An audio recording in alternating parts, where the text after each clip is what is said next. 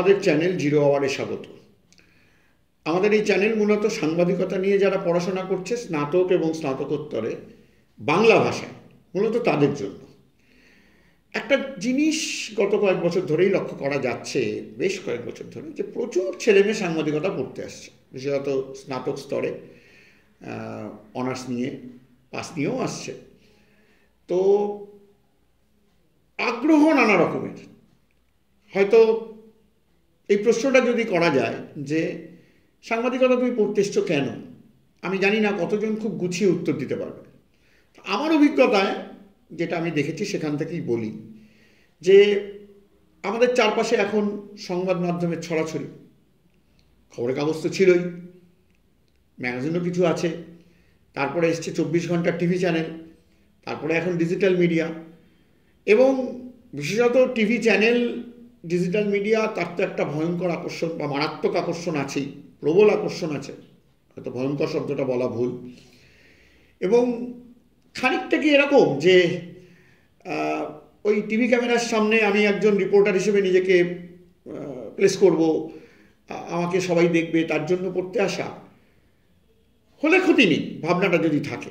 কিন্তু তার থেকেও আগে যেটা করতে হবে যে নিজেকে তো তৈরি করতে হবে।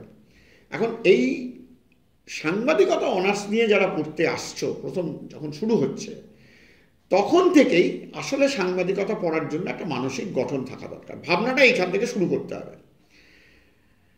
সাংবাদিকতা এমন একটা বিষয় যা চারপাশের সব কিছু নিয়ে মাথা ঘামায়। এমন কোনো বিষয় নেই যেখানে সাংবাদিকতা পা রাখতে পারে না। এবং সাংবাদিককে আসলে সব বিষয় জানতে হয়, বুঝতে হয়। দেখো, সাংবাদিকতা যে পড়ছে অথবা যে পড়ছে না, এমন অনেকেই সাংবাদিকতা করেন। আমরা যারা সাংবাদিকতার পেশায় আছেন দেখেছি, তাদের সবাই যে সাংবাদিকতা পড়ে এসছেন তা নয়, অন্য বিষয় নিয়েও পড়াশোনা করেছেন। আমি দেখেছি এরকম যে ইতিহাস নিয়ে পড়াশোনা করে এসছেন, তিনি চিকিৎসা বিজ্ঞানে নোবেল পুরস্কার পেয়েছেন, তার কপি লিখছেন।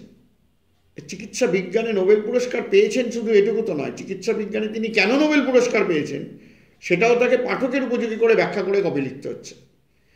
আমি এই ছোট্ট কথাটা এই জন্য বললাম যে আসলে এটা বোঝানোর জন্য যে সাংবাদিকতা এমন একটা বিষয় যে কাজটা করতে গেলে চারপাশের বহু বিষয় সম্পর্কে খুব খুব ধারালো জ্ঞান থাকা দরকার। ওই উপর জ্ঞান দিয়ে হবে না। তো প্রশ্ন হচ্ছে এই জ্ঞানটা আসবে কী করে? তাহলে জ্ঞানটা যদি আসতে হয় তাহলে আসলে একটা জানার আগ্রহ থাকা যায়। যার চারপাশটা জানার আগ্রহ নেই তার কিন্তু সাংবাদিকতা পড়তে এসে লাভ নেই। ফলে প্রথম মাথায় নিতে হবে যে আমাকে চারপাশটা জানতে হবে, আমার জানার সেই আগ্রহটা থাকা চাই। আর চারপাশটা জানার জন্য আমাকে আসলে যোগাযোগ করতে হবে, যোগাযোগ রাখতে হবে সংবাদ মাধ্যমের সঙ্গে। এবং সংবাদ মাধ্যম মানে খবরের কাগজ আছে, টিভি চ্যানেল আছে, রেডিও আছে, ডিজিটাল মিডিয়া আছে। এইগুলোর মধ্যে সবথেকে বেশি যার সঙ্গে যোগাযোগ রাখতে হবে সেটি হচ্ছে সংবাদপত্র। কারণ সংবাদপত্রের মতো এত গভীরে সংবাদকে আর কেউ তুলে ধরে না। ফলে সংবাদপত্রকে বানাতে হবে তোমার সবথেকে বড় বন্ধু। সকালবেলা উঠে খবরের কাগজ চোখে না পড়লে সারাদিনটা কেমন একটা অস্বস্তির মধ্য দিয়ে কাটছে। এই অস্বস্তিটা যতক্ষণ না তৈরি হচ্ছে ততক্ষণ তুমি বুঝতে পারবে যে তোমার ভেতরে সাংবাদিকতার খিদেটা তৈরি হয়নি। এবং এটা সাংবাদিকতা পড়তে পড়তেই এই খিদেটা তৈরি করতে হবে। আমি আমার সঙ্গে যাদের পরিচয় আছে সাংবাদিকতা নিয়ে পড়াশোনা করছে, আমি তাদের সবাইকেই একটা কথা বলি যে সাংবাদিকতা পড়তে আসার সময় নিজেকে আমি সাংবাদিকতার ছাত্র বা ছাত্রী এটা না ভাবা ভালো। তার বদলে যেটা ভাবা উচিত সেটা হচ্ছে আমি আসলে সাংবাদিকতা শিখতে এসেছি, I M A training journalist. এবং সেই ভাবনাটাকে যদি তুমি কাজে লাগাতে পারো তাহলে দেখা যাবে যে তুমি যদি সেই ভাবনাটার পথ ধরে চলতে পারো তখন তোমার মধ্যে এই সাংবাদিকতা শেখার জন্য নিজেকে তৈরি করার একটা তাগিদ তৈরি হবে। এই নিজেকে তৈরি করার তাগিদটা বাদ দিয়ে সাংবাদিকতা করা যাবে না। ইভেন তোমাদের যে সিলেবাস, নতুন যে সিলেবাস হয়েছে সেই সিলেবাসেও দেখা যায় যে ধরো প্র্যাকটিক্যাল আছে, তোমাকে কপি লিখতে হবে, সংবাদপত্রের মতো করে কপি লিখতে হবে, তোমাকে কতগুলো নিউজ পয়েন্ট বলে দেওয়া হবে যার ভিত্তিতে একটা কপি লিখতে হবে, তোমাকে বুক রিভিউ লিখতে হবে, তোমাকে ফিল্ম রিভিউ লিখতে হবে, তোমাকে পাতা সাজাতে হবে। সংবাদপত্রটা তোমরা যে হাতে পাও সেই সংবাদপত্রটা কী করে খবরগুলো, ছবিগুলো তো বিভিন্ন পাতায় একটা পরিকল্পনা অনুযায়ী সাজানো হয়, তোমাকে সেটা সাজাতে হবে। এগুলো আছে তোমাদের, শিখবে কী করে? না, কোনোটারই কোনো ফর্মুলা নেই। ছোটোবেলায় অঙ্ক করেছিলে a+b² ফর্মুলা, a-b² ফর্মুলা, এরকম কোনো ফর্মুলা সাংবাদিকতায় নেই। আমি একটা ছোট্ট কথা বলি, তাতেই বুঝতে পারবে। ধরো খবর যখন লেখা হয় তখন বলা হয় খবরকে উল্টো পিরামিড ধাঁচে লিখতে হবে। এই উল্টো পিরামিড ধাঁচে লেখা মানে কি না, একটা ঘটনায় কতগুলো তথ্য আছে, সাংবাদিককে বুঝতে হবে যে এই তথ্যের মধ্যে সবথেকে বেশি গুরুত্বপূর্ণ কোনটা, এবং তারপরে দ্বিতীয় গুরুত্বপূর্ণ তথ্য কোনটা, তারপরে তৃতীয় গুরুত্বপূর্ণ তথ্য কোনটা, এবং সবথেকে বেশি গুরুত্বপূর্ণ তথ্যটা আসবে সবার আগে, তারপরে ক্রমহ্রাসমান গুরুত্ব অনুযায়ী তথ্যগুলোকে কপিতে সাজাতে হবে। আমি তোমাকে একটা ছোট্ট প্রশ্ন করি, গুরুত্ব মাপার কোনো যন্ত্র আছে? তোমার কাছে কোনো দাঁড়িপাল্লা আছে যা দিয়ে তুমি গুরুত্বটা মাপবে? নেই। তাহলে তোমার কাছে কি আছে যা দিয়ে তুমি এই গুরুত্বটা মাপবে, গুরুত্বটা অনুধাবন করবে? তোমার একটা মস্তিষ্ক আছে, আর সেই মস্তিষ্কে তোমার একটা সংবাদ বোধ আছে। এই মস্তিষ্কের সংবাদ বোধ দিয়ে তোমাকে বুঝতে হবে যে কোন তথ্যটা সব থেকে বেশি গুরুত্বপূর্ণ পাঠকের কাছে হতে পারে, তোমার কাছে হলে হবে না। পাঠকও যেন মনে করে যে এটাই সব থেকে গুরুত্বপূর্ণ তথ্য, এবং তারপরে ক্রমহ্রাসমান গুরুত্ব অনুযায়ী তথ্যগুলোকে সাজাতে হবে। তোমার মধ্যে সংবাদবোধ তৈরি হবে কি করে? এই সংবাদবোধ তৈরি হবে যদি তুমি সংবাদের সঙ্গে থাকো, সংবাদের সঙ্গে থাকার একটা অভ্যাস তৈরি করো। এই অভ্যাসটা সকালবেলা ঘুম থেকে উঠে খবরের কাগজে চোখ রাখার মধ্য দিয়ে তৈরি করতে হবে। যে সকালবেলা ঘুম থেকে উঠে আমার হয়তো খুব তাড়া আছে, কলেজে ক্লাস আছে, আমি এখন খবরের কাগজটা খুঁটিয়ে পড়তে পারবো না, কিন্তু কাগজ উল্টে অন্তত তার হেডিংগুলো দেখে নিলাম, 2-4টে কপির অন্তত ওই প্রথম প্যারাগ্রাফ, যাকে ইন্ট্রো বা লিড বলে, বাংলায় বলে সূচনা বা শীর্ষ, আমি সেটা অন্তত একটু চোখ বুলিয়ে নিলাম। ওই খিদেটা ভেতরে যতক্ষণ না কাজ করছে ততক্ষণ তুমি সাংবাদিকতায় আসলে খুব একটা এগোতে পারবে না। তারপরে বিষয়টা কিন্তু শুধু সাংবাদিকতার মধ্যে থাকবে না, কারণ তোমার বিষয় কিন্তু পড়ার আসলে সাংবাদিকতা এবং গণজ্ঞাপন। সাংবাদিকতা গণজ্ঞাপনের একটা ভাগ মাত্র।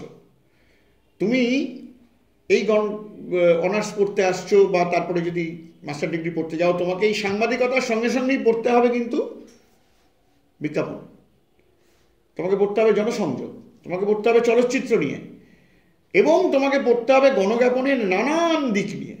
ফলে তুমি যদি এই বিস্তারিত জগৎটার মধ্যে ঢুকতে চাও তাহলে কিন্তু তোমাকে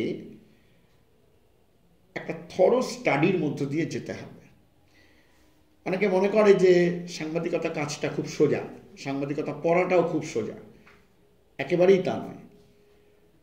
সাংবাদিকতা পড়াটার মধ্যে দুটো দিকই আছে। একটা হচ্ছে অনেক তত্ত্ব পড়তে হবে, যাকে আমরা বলতে পারি থিওরি, আবার একই সঙ্গে তার প্রয়োগ করতে হবে। এবং এই পড়াটা তখনই তোমার কাছে মজার মনে হবে, এই পড়াটা তখনই তোমার কাছে অনেক বেশি আকর্ষণীয় হবে, তুমি নিজে এই পড়াটার মধ্যে অনেক বেশি ইন্টারেস্ট পাবে বা আগ্রহ পাবে যদি তুমি ওই চারপাশের জানার জগৎটার মধ্যে ঢুকতে পারো। কারণ তখন তোমার কাছে গোটা ব্যাপারটা একটা এক্সপেরিমেন্ট, পরীক্ষা নিরীক্ষার মতো মনে হবে।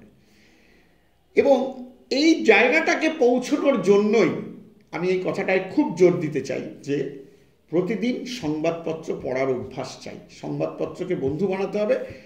আরেকটি খুব গুরুত্বপূর্ণ বিষয় হলো যে রাজনৈতিক সংবাদ পড়তে হবে। তুমি রাজনীতি করার দরকার নেই সক্রিয়ভাবে, কিন্তু রাজনীতি জানো না, রাজনীতি বোঝো না, রাজনৈতিক সচেতনতা নেই, সাংবাদিকতা কি পড়া, কি পরবর্তী সময় যদি এই পেশায় আসতে চাও এক পাও এগোতে পারবে না। সুতরাং সে যে ফিল্ডেই যাও, তুমি স্পোর্টস রিপোর্টার হলেও তোমাকে রাজনীতির কথা জানতে হবে, তুমি বিনোদনের রিপোর্টার, এন্টারটেনমেন্টের রিপোর্টার হলেও তোমাকে রাজনীতির কথা বুঝতে হবে, জানতে হবে। ফলে আমি এই কথাটার উপরে এই জন্য সব থেকে বেশি জোর দিচ্ছি। ফাইনালি আমি যেটা বলবো সেটা হচ্ছে যে আসলে সাংবাদিকতা পড়তে গেলে যেমন জানার একটা আগ্রহ দরকার, তেমন দেখো সাংবাদিকতা যারা করেন তারা আসলে কি করেন, চারপাশে যা ঘটছে সেই ঘটনাগুলোর নানা রকম বর্ণনা, বিশ্লেষণ, ব্যাখ্যা আমাদের সামনে তুলে ধরেন। সেটা যখন তুলে ধরতে যান তখন ওই ঘটনাটার সঙ্গে তার একটা মানসিক যোগাযোগ তৈরি হওয়া দরকার। তা না হলে তিনি একটা ঘটনার সঙ্গে যে অনেকগুলো অনুভূতি জড়িয়ে থাকে সেটাকে তুলে আনতে পারবেন না। এবং সেইটা তুলে আনা তো শুধু নয়, সেটা পাঠক, দর্শক, শ্রোতাদের কাছে পৌঁছে দেওয়া, কাজটা খুব কঠিন। দেখো, কারণ তোমার সামনে কেউ নেই। একজন সাংবাদিক, তার সামনে না একজন পাঠক আছেন, না একজন দর্শক আছেন, না একজন শ্রোতা আছেন। তিনি সবটাই ভেবে নিচ্ছেন যে পাঠক দর্শক শ্রোতাদের এগুলো ভালো লাগতে পারে বা এগুলো পছন্দ হবে। ফলে তার মন, এক একজনের মনের গঠন এক এক রকম, কিন্তু তার মনকে ছুঁতে পারার মতো করে তাকে বিষয়টাকে উপস্থাপন করতে হবে। ফলে সেটা তখনই সম্ভব যদি তিনি নিজে অন্যের অনুভূতি, অন্যের উপলব্ধি তাকে অনুধাবন করতে পারেন। আমি ওই বললাম, আমার সঙ্গে সাংবাদিকতা নিয়ে পড়াশোনা করছে যাদের যোগাযোগ আছে নানা সূত্রে, আমি তাদের অনেককেই একটা কথা বলি, সেটা হচ্ছে আসলে সংবেদনশীল না হলে সাংবাদিক হওয়া যায় না।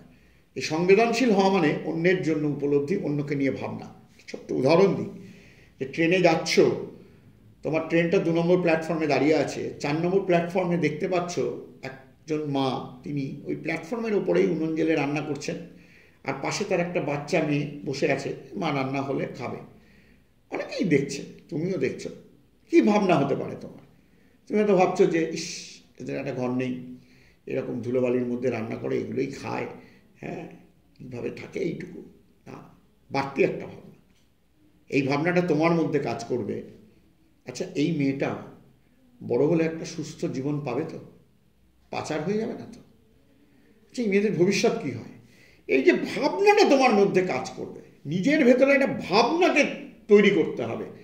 সেইটা যদি তুমি তৈরি করতে না পারো, তাহলে সাংবাদিকতায় এগোতে পারবে না। ফলে আমার আজকের প্রথম যে আমাদের এই এপিসোড, সেখানে আমার বক্তব্যকে আমি যদি একত্রিত করে মূল যে কথাটা বলতে চাইলাম সেটা বলি, তাহলে সেটা হলো এই যে প্রথমত নিজের মানসিক গঠন তৈরি করো এই দিকে, যে আমি চারপাশটাকে জানবো, বিস্তারিতভাবে জানবো। আমার কাছে একটা নতুন কোনো শব্দ এলে আমি খোঁজার চেষ্টা করব এর মানে কি। আমি অপেক্ষায় থাকবো না যে কেউ আমাকে বলে দেবে। এখন তো সুবিধা আছে, হাতে একটা মোবাইল আছে, আমি শব্দটাকে এড়িয়েও যাব না। যেমন আমি একটা ছোট্ট কথা জিজ্ঞেস করি, তোমরা অনেকেই সাংবাদিকতা পড়ছো, 24 ঘন্টার সংবাদ চ্যানেল সবাই জানো। আচ্ছা, কতজনের মধ্যে এই প্রশ্নটা মাথায় এসছে বলো তো, যে প্রথম 24 ঘন্টার সংবাদ চ্যানেল কোনটা বিশ্বে? কেন আসেনি? যাদের আসেনি তারা নিজেকে এই প্রশ্নটা করো, কেন এলো না? যে কোনো একটা চ্যানেল তো, প্রথম টিভি চ্যানেল চালু হয়েছিল যেটা 24 ঘন্টায় সংবাদ এবং সংবাদ বিষয়ক নানা অনুষ্ঠান পরিবেশন করে। পৃথিবীতে প্রথম সেই চ্যানেলটা কোনটা? এই এই এই প্রশ্নগুলোই নিজের মনের মধ্যে তৈরি করতে হবে। এইটাই তোমার আগ্রহের জায়গা, যে আগ্রহের জায়গাগুলোকে তুমি প্রতি মুহূর্তে পূরণ করতে করতে যাবে এবং তোমার সঙ্গে চারপাশের ঘটনাবলীর একটা নিয়মিত সম্পর্ক তৈরি হবে। আমি জানি না এটা ঘটেছে, এটা বলা যাবে না। আলোচনায় যখনই উঠবে তখনই হ্যাঁ আমি এই ঘটনাটার খবর পড়েছি, শুনেছি, জেনেছি, অন্তত একটা হালকা ধারণা আছে। শেষ বলি এই কথা বলে, সংবাদপত্র পড়ার একটা মজা আছে। সংবাদপত্র না মুখস্থ করতে হয় না। তুমি যদি নিয়মিত সংবাদপত্র পড়ো, দেখবে পড়তে পড়তে তোমার দুটো জিনিস হবে। এক, অনেক ঘটনা তোমার মাথার মধ্যে থেকে যাবে। তুমি ঘটনাটা খুব ডিটেলসে বলতে পারছো না, কিন্তু আসামে একটা কয়লা খনিতে জল ঢুকে জানুয়ারি মাসের শুরুতেই 15 জন শ্রমিক জলবন্দী হয়ে পড়েছিলেন। তাদের কাউকেই প্রায় জীবিত অবস্থায় উদ্ধার করা যায়নি। ঘটনাটা তুমি জানো। তোমার কাছে আসাম শব্দটা বা কয়লা খনি শব্দটা বা তাতে জল ঢুকে এরকম আটকে পড়া শব্দটা খুব অবাক করার মতো বিষয় হয়নি। রাজস্থানে একটা বাচ্চা মেয়ে চেতনা, 3 বছরের, সে একটা কুয়োয় পড়ে গিয়েছিল। 700 ফুট গভীর কুয়ো, তার 150 ফুটে গিয়ে আটকে ছিল। তাকে যখন তোলা হলো তখন শেষ পর্যন্ত সে মৃত। তাকে বাঁচানো গেল না অনেক চেষ্টা করেও। এটা তোমার কাছে খুব বিস্ময়কর মনে হবে না। তুমি বলবে হ্যাঁ আমি তো জানি, ওই রাজস্থানে একটা গ্রামে এটা ঘটেছে। আমি বললাম কোন নাম? মানে গ্রামটা মনে নেই, কিন্তু রাজস্থানে হয়েছে এটা আমি জানি। এই জানি, এটা দেখবে একটা অভ্যাসের মতো হয়ে যাচ্ছে। কতগুলো ঘটনা শুনলেই বলবে হ্যাঁ আমি জানি। আরেকটা যেটা হবে, এই খবরের কাগজের ভাষা হচ্ছে খুব সহজ সরল ভাষা, কথ্য ভাষা যাকে বলে। এটা সাহিত্যের ভাষা নয়, বলতেই বলে জার্নালিস্টিক স্টাইল অফ রাইটিং আর লিটারারি স্টাইল অফ রাইটিং। এই জার্নালিস্টিক স্টাইল অফ রাইটিংটা শেখার পথ হচ্ছে খবরের কাগজ পড়া। যত পড়বে তত দেখবে তোমারও ওই হাতের লেখার ভাষায় ওই ধরন চলে আসছে। তুমি কষ্ট করে ওই ভাষাটা শিখতে হচ্ছে না। তুমি 9, 10, 11, 12 পড়ার সময় রচনা লিখেছো, এখন তোমাকে একটা খবর লিখতে দিলে তোমার লেখার ধরন হয়ে যাবে রচনার মতো। আর তুমি যদি নিয়মিত খবরের কাগজ পড়তে থাকো, ওই যে ভাষা তোমার মাথার মধ্যে দিনরাত খেলছে, ঘুরছে, তুমি দেখবে তুমি যখন খবর লিখতে বসেছো তখন তোমার হাত দিয়েও ওই রকমই ভাষা বেরোচ্ছে। ফলে খবরের কাগজকে বন্ধু বানাও, চারপাশে জানার আগ্রহ বাড়াও, চারপাশকে জানার আগ্রহ বাড়াও, নিজের চোখটাকে প্রসারিত করো, মনটাকে খোলা রাখো। আজকে এটুকুই থাক। ধন্যবাদ।